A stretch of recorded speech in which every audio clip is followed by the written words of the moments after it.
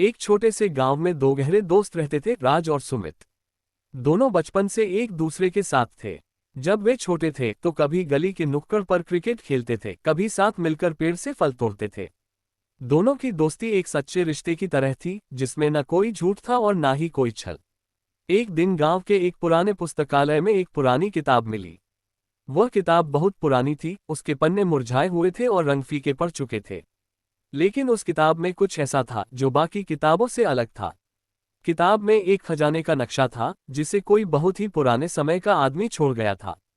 खजाना गांव के बाहर एक गहरे जंगल में छुपा हुआ था और वह खजाना बहुत ही मूल्यवान था, ऐसा खजाना जिसे दुनिया की कोई भी कीमत न चुका सके। राज और सुमित दोनों ही उस खजाने के बारे में सुनकर बहुत उत्साहित हुए। उन्होंने ठान लिया कि वे उस खजाने को जरूर ढूंढेंगे। लेकिन गांव के बुजुर्गों ने उन्हें चेतावनी दी कि जंगल में बहुत सारी कठिनाइयां हैं और वहां जाने के लिए साहस और समझदारी की जरूरत है। फिर भी दोनों दोस्तों ने अपने रास्ते पर चलने का निर्णय लिया। वे जंगल की ओर निकल पड़े, अपने साथ कुछ खाने पीने का सामान और रास्ते के लिए एक तीर और धनुष लेकर।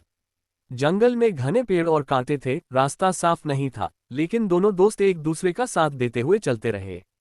पहली रात जंगल में बिताकर सुबह होते ही वे खजाने के नक्शे के हिसाब से आगे बढ़ने लगे।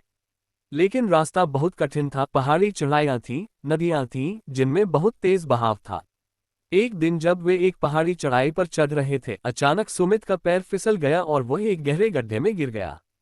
राज ने तुरंत उसे पकड़ा और उसे बाहर खींच लिया। वह थक चुका था, लेकिन उसने हार नहीं मानी। सुमित भी परेशान था, लेकिन राज ने उसे तसल्ली दी और कहा, हम दोनों मिलकर इसे पार करेंगे, तुम देखना। अगली सुबह वे आगे बढ़े और रास्ते में उन्हें एक रहस्यमयी बूढ़ी औरत मिली। वह औरत जंगल के बीचों बीच एक छोटे से झरने के पास बैठी थी। उसकी आंखें बहुत गहरी और शांत थीं। उसने दोनों को देखा और कहा, तुम लोग खजाना खोजने आए हो, लेकिन क्या तुम जानते हो कि असली खजाना क्या है?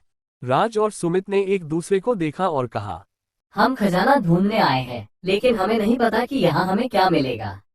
बूढ़ी औरत मुस्कुराई और बोली, तुम दोनों को एक इम्तिहान देना होगा। अगर तुम सच में खजाना पा सकते हो, तो तुम्हारी दोस्ती को साबित करना होगा। तुम्हारी दोस्ती में जो भी सच्चाई होगी, वही खजाना तुम्हें मिलेगा।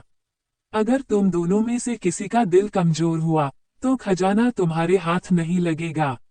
राज और सुमित दोनों एक दूसरे को देखकर मुस्कुराए। उन्होंने बिना किसी संकोच के कहा, हम दोनों की दोस्ती सबसे मजबूत है, हम एक दूसरे का साथ कभी नहीं छोड़ेंगे। बूढ़ी औरत ने कहा, तुम दोनों का जवाब सही है। असली खजाना तुम्हारी दोस्ती ही है। वो खजाना तुम्हें मिलेगा जो असल में दिलों में होता है। फिर वह औरत गायब हो गई और अचानक दोनों के सामने एक पुराना संदूक दिखाई दिया। दोनों ने मिलकर उस संदूक को खोला, लेकिन अंदर सोने चांदी के सिक्के या हीरे जवाहरात नहीं थे। उसके अंदर एक पुरानी किताब थी, जिसकी खंडित पन्नों पर दोस्ती की महत्वता पर लेख लिखा हुआ था। किताब के पहले पन्ने पर लिखा था, दोस्ती ही सबसे बड़ी दौलत है। जो इसे सच्चे दिल से समझता है, वही असल खजाना पाता है। राज और सुमित ने वह किताब पढ़ी और समझा कि जो वे ढूंढ रहे थे, वह खजाना नहीं था, बल्कि उनके बीच की दोस्ती ही असली खजाना थी। इस अनुभव ने उन्हें सिखाया कि दोस्ती की कोई कीमत नहीं हो सकती। ये सबसे मूल्यवान चीज है जो उन्हें एक दूसरे से मिली थी। दोनों गांव लौटे और अपने खजाने के बारे में सबको बताया। गांव वाले हैरान हो गए, लेकिन उन्होंने समझा कि सच्ची दोस्ती और एक दूसरे का समर्थन ही असल में सबसे बड़ा खजाना है। सीख, इस कहानी से यह संदेश मिलता है कि सच्ची दोस्ती ही सबसे बड़ा खजाना है। जीवन में जो रिश्ते हमें सबसे ज्यादा मूल्यवान लगते हैं, वे किसी धन से अधिक महत्वपूर्ण होते हैं। दोस्ती वह खजाना है जो हमें मुश्किल वक्त में सहारा देता है और हमें आगे बढ़ने की शक्ति प्रदान करता है।